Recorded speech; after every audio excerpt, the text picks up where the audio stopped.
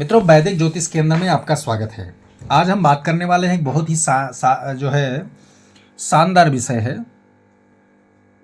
तलाक, अलगाव, बिछड़ाव जो होता है ना, दंपत्ति जोड़े में तलाक का योग कब बनता है, क्या कारण होता है? कोई छोटे मोटे कारण के ऐसा अलगाव होता है क्या? छोटी छोटी बातों के कारण हो जाता है? देखो, बहुत सारी प्रथाएं भी ऐसी चल रही हैं, मैं उनकी बात नहीं कर रहा हूँ। मैं चूँकि सनातन धर्मी हूँ और सनातन धर्म में सारे कार्य जो होते हैं वो सिद्धांत के अनुसार ही होते हैं। मनुस्मृति में सिद्धांत का उल्लेख है, वेदों में सिद्धांत का उल्लेख है। तो सनातन धर्मी जो है मनुस्मृति के सिद्धांतों पर चलने वाले हैं। अब जहाँ सिद्धांत है वहाँ जो है देख करके, आंखों से हम दूसरे पर प्रभाव आकर के, या यूँ कह दें कि सुख दुख की छोटी छोटी बातों पर अलगाव नहीं होता। हमारे सनातन धर्म, हिंदू धर्म में हमारे यहाँ बहुत बड़ा कारण, जब ठोस कारण निकल के आता है तभी ऐसा कोई कदम उठाता है। अन्यत्र मजहबों, क्योंकि ये धर्म है, धर्म में सिद्धांत नियम होते हैं। बिना सिद्धांत के धर्म का जन्म नहीं होता। ठीक है, यहाँ कर्तव्य होते हैं। धर्म का अर्थ होता है कर्तव्य। तो धर्म धार्यतो यथा धर्म, जो धारण करने योग्य चीज है वही धर्मी है, नहीं तो वो धर्मी नहीं है। अर्थात कर्तव्यनिष्ठ व्यक्ति ही धर्मी हो सकता है। बाकी मजहबों में रिलीजियस जो सिस्टम है, पंथ विचारधारा है, इसमें सिद्धांत नहीं होते। इसमें सिद्धांत नहीं, इसके सिद्धांत बनते और बिगड़ते रहते हैं। ठीक है, यहाँ कोई सिद्धांत यानी कि चिरकालिक सिद्धांत नहीं है, शोध सिद्धांत नहीं है। तो आज मैं जो बात करने वाला हूं मित्रों, वो है तलाक योग। ठीक है, तलाक योग कुंडली में कैसे बनता है, पति पत्नी में अलगाव योग, अनबन योग कैसे बनता है, तो उसका साधारण सिंपल तरीके से मैं आपको समझाऊंगा। मित्रों, पुरुष वर्ग का कारक कौन होता है? वैवाह योग में मैंने बताया था पिछले वीडियो में। पुरुष वर्ग का कारक कौन है? शुक्र ग्रह। वैवाहिक जीवन के लिए शुक्र ग्रह होता है पुरुष वर्ग का कारक। ठीक है, और स्त्री का कारक क्या होता है? वो होता है गुरु। अब कारक का अर्थ यह हुआ कि इनका, स्त्रियों का गुरु हमेशा पावरफुल होना चाहिए और पुरुषों का शुक्र पावरफुल होना चाहिए। अगर ये दोनों पावरफुल हैं तो अन्य ग्रह इनका कुछ बिगाड़ ही नहीं पाएंगे। ये मान लो कि दंपत्ति को कोई आंच आने वाला नहीं है। ठीक है, अब हम बात करते हैं कि ये योग बनता कैसे है, तलाक योग, स्थिति अनबन ये होती कैसे है। तो हमें सबसे पहले ये देखना है कि लग्नेश तुम्हारा कहाँ है। तो यहाँ जो भाव काम आने वाले हैं वो लग्नेश होगा, सप्तमेश होगा, पंचमेश होगा, चतुर्थेश होगा और द्वादशेश होगा। ये जो भाव मित्रों हैं ये बहुत ज़्यादा कारगर भाव हैं दंपत्ति जीवन के संबंध को स्थापित करने के लिए। तो लग्नेश आपका पीड़ित हो गया तो जाहिर सी बात है मनमुटाव की स्थिति पैदा होने चालू हो जाएगा, लेकिन तलाक तक जाएगी बात, ऐसा भी नहीं होगा। चतुर्थेश पीड़ित है तो मनमुटाव, कलेश, लड़ाई झगड़ा स्टार्ट हो जाएगा। पंचमेश पीड़ित है तो वैचारिक मतभेद हो जाएगा, बौद्धिक मतभेद हो जाएगा। ठीक है, यहाँ चौथे भाव में सुख से प्रभावित चीज़ें हो जाएंगी, सुखी नहीं है दोनों। लग्नेश से बौद्धिक स्तर पर वैचारिक मतभेद जो हुआ आचार विचार को लेकर हो गया। सप्तमेश क्या है? सामंजस्य को लेकर हो गया।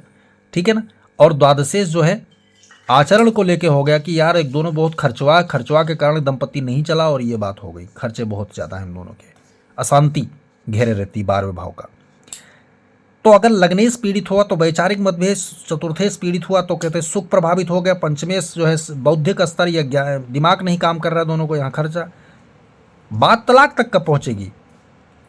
अगर लगन भाव में शनि नीच होकर बैठा हो, ध्यान से सुनना, अगर लगन भाव में शनि नीच होकर बैठा हो और लग्नेश पीड़ित हो।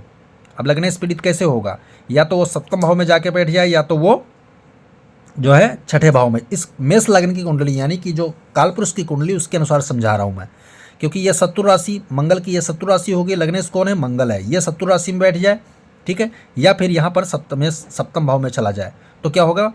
लग्नेश पीड़ित हो गया और ऊपर से क्या हुआ, लगन भाव में जो शनि ग्रह बैठ गया जाके, क्रूर भी है और साथ में नीच भी है, तो बात तलाक तक चली जाएगी। बात समझ में आ गया?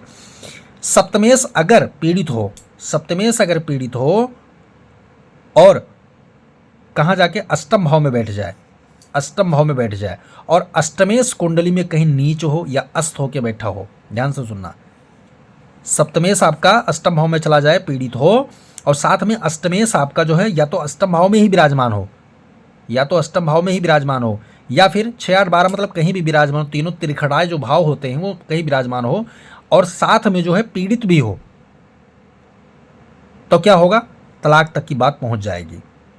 सूत्र नंबर 3, अगर सप्तम भाव में, कुंडली के सप्तम भाव में मित्रों 3 क्रूर ग्रह बैठे हों। अब यहां देख लो, राहु भी क्रूर में आता है, मंगल भी क्रूर में आता है और सूर्य भी क्रूर में आता है। 3 क्रूर ग्रह जब स्थापित हो जाएंगे तो तलाक तक बात पहुंच जाएगी, इसमें कोई शंका वाली बात नहीं है। सूत्र नंबर अगला, चौथे नंबर सूत्र पे चलते हैं कि गुरु अगर पीड़ित हो और पाप कर्तरी में फंसा पड़ा हो। गुरु अगर पीड़ित हो तो पाप कर्तरी में अगर फंस गया हो। पाप कर्तरी कैसे, गुरु यहां बैठा हुआ है, नीच का है इस कुंडली में, अब यहां पर राहु बैठ जाए या कोई क्रूर ग्रह बैठ जाए, यहां जो है मंगल बैठ जाए, सूर्य बैठ जाए, शनि केतु कोई बैठ जाए, तो ये क्या हो, पाप कर्तरी में फंस गया। इसी प्रकार जो लॉजिक है वो शुक्र के लागू हो जाए। 5वां नंबर सूत्र है, शुक्र भी इसी तरह पीड़ित हो और पाप कर्तरी में फंस जाए, ठीक है। या फिर जन्म कुंडली में मंगल नीच का हो और पाप कर्तरी में फंसा पड़ा हो, तब क्या होगा, तलाक तक बात सेवर 100% पहुंच जाएगी, अनमनता तक बात पहुंच जाएगी और फिर उससे कोई रोक नहीं पाएगा।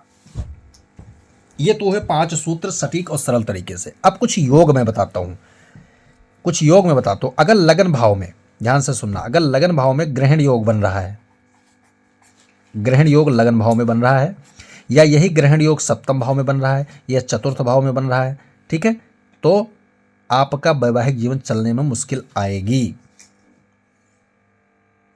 अगला दोष है, ये ग्रहण दोष हो गया। अगला दोष है प्रेत दोष। शनि केतु की युति अगर आपके लगन भाव में है, शनि केतु से बनता है प्रेत दोष। तो अगर शनि केतु की युति अगर यहां पर है, शनि केतु की युति चतुर्थ भाव में है, शनि केतु की युति सप्तम भाव में है, तो आपका यह दंपत्ति जीवन चलना मुश्किल हो जाएगा, दुश्वार हो जाएगा, तलाक तक बात पहुंच ही जाएगी। अगला जो दोष है मित्रों वो है अंगारक योग या जड़ दोष। अंगारक योग केवल 2 ही भाव में काम करता है, या तो लग्न में बने या फिर सप्तम में बने, दंपत्ति जीवन के लिए खतरा होता है ये।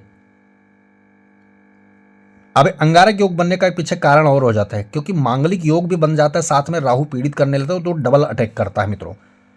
जैसे मांगलिक जो है लगन में, द्वादश में, चतुर्थ में, सप्तम में, अष्टम में मंगल बैठने से मांगलिक योग होता है, और साथ में राहु अगर बैठ जाएगा तो क्या होगा, मांगलिक योग तो नष्ट हो जाता है, लेकिन कहीं ना कहीं तलाक तक बात पहुंच जाती है, ठीक है। अब अगर किसी का तलाक, यहां पर थोड़ा सा क्या मिसस्टैंडिंग होता है कि राहु मंगल को कई जगह जो है शत्रु नहीं माना गया है, लेकिन अंगारक अग्नि समान योग तो सुख को तो प्रभावित करेगा ही करेगा, इस कारण से कहीं ना कहीं तलाक तक बात पहुंच जाएगी। फिर बुध और राहु, बुध राहु की युति या गुरु राहु की युति लगन में, सप्तम में या अष्टम में अगर आपको मिल रहा है और कहीं ना कहीं लग्नेश का सप्तमेश का संबंध स्थापित हो जाए किसी प्रकार से, तो तलाक तक योग बात पहुंच ही जाएगी। तो ये रहा शानदार वीडियो मित्रों। वीडियो पसंद आए, सूत्रों को आप समझेंगे, अप्लाई करेंगे तभी समझ में आएगा मित्रों। वैदिक ज्योतिष का यही नियम है, सूत्र को विधिवत तरीके से हम समझें और अप्लाई करें। वीडियो पसंद आए तो लाइक करें, शेयर करें, सब्सक्राइब करें, साथ में बेल आइकन का बटन जरूर दबाएं, ताकि हमारा नया लेटेस्ट रोचक विषयों के साथ में नया नया विषय लेके आता हूं, ताकि समझने में हमारे व्यूवर्स को, और जो भी व्यूवर्स में कोई भी हो, चाहे वो ज्योतिषी बनना चाहते हों या साधारणतः गृहस्थ हों, कुछ भी हो, मतलब समझ ज्योतिष में रुचि रखने वालों के लिए साधारण सा तरीका हम लेके आते हैं, और वीडियो बिना स्किप करके देखेंगे तभी समझ में आएगा पूरी बात। जय सिया राम।